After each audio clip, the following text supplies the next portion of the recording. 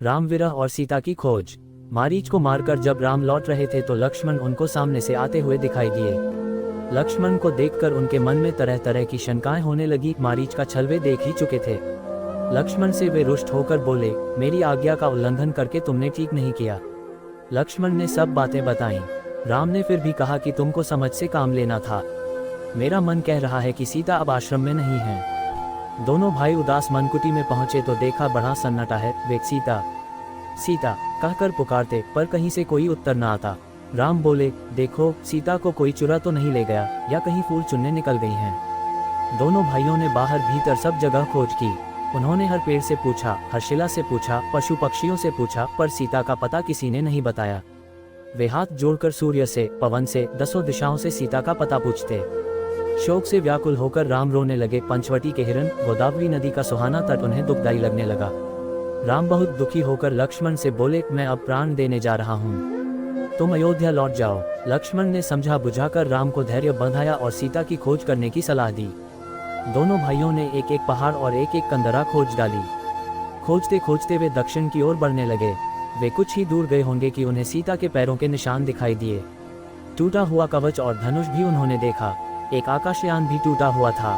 लगता था वहां कोई युद्ध हुआ है। तभी उन्हें खून से लथपथ जटायु दिख पड़ा। जटायु ने भी राम को देख लिया। उसके मुंह से रुधिर गिर रहा था, फिर भी वह हिम्मत करके बोला, तुम जिस देवी की खोज कर रहे हो उसे लंका का राजा रावण हर ले गया है। उसी ने मेरी ये दुर्गति कर दी है। तुम दक्षिण की ओर जाओ और सीता की खोज करो। इतना कहते कहते उसकी जीभ लड़खड़ाने लगी और आंखें बंद हो गई। राम ने धनुष बाण फेंककर गिद्धराज को गोदी में उठा लिया और उसके लिए बिलाप करने लगे। उन्होंने लक्ष्मण से कहा, देखो इस पक्षी ने भी हमारे लिए प्राण दे दिए।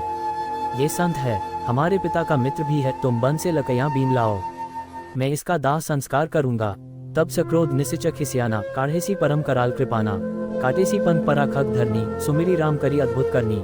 जटायु को जलांजलि देकर राम लक्ष्मण एक घने जंगल में पहुंचे। सामने देखा तो कबंध नाम का एक बहुत बड़ा दानव उनकी रास्ता रोके खड़ा था। उसका पेट बहुत बड़ा था, सिर था ही नहीं।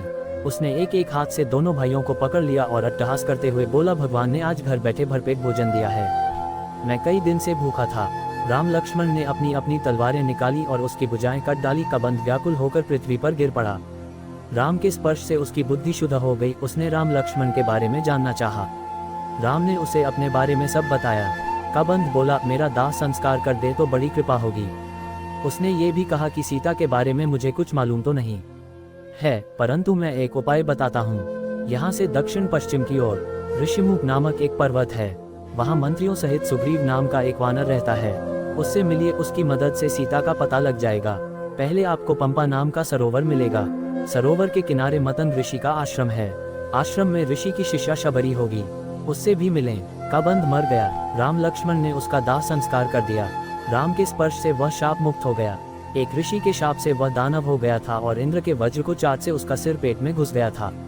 तभी से उसका नाम कबंध पड़ गया था। चलते चलते राम शबरी के आश्रम में पहुंचे। शबरी ने दौड़कर राम के पैर छुए, चरण थधोए, आसन दिया और मीठे मीठे फल मूल खाने को दिए। वह बोली, ऋषि ने मुझे बताया था कि चित्रकूट से चलकर राम किसी न किसी दिन अवश्य इधर आएंगे। श्री राम ने बड़े प्रेम से शबरी के दिए हुए फल खाए। श्री राम ने शबरी से सीताजी का पता पूछा। शबरी ने भी बताया कि सुग्रीव से मित्रता कीजिए, सीता की खोज में वह अवश्य सहायक होगा। तब शबरी ने श्री राम को मतंग ऋषि का आश्रम और मतंग वन दिखाया और ऋषि के चमत्कार की बहुत सी कथाएं सुनाई। फिर राम की अनुमति लेकर उसने शरीर त्याग कर दिया। शबरी से मिलकर राम के मन को बड़ी शांति मिली और व्याकुलता जाती रही।